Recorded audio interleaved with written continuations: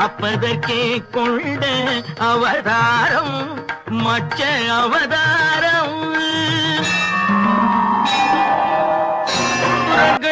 கொடுமைக்கு முடிவாகும் எங்கள் அச்சுதனே உந்தல் அவதாரம் கூர்ம அவதாரம்.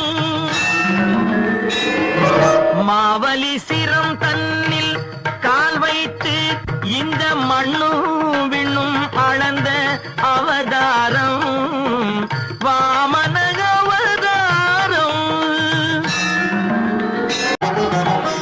ஒருவனுக்கு உலகில் ஒரு தாரம் எனும் உயர்வினை காட்டிய அவதாரம் ராம அவதாரம்.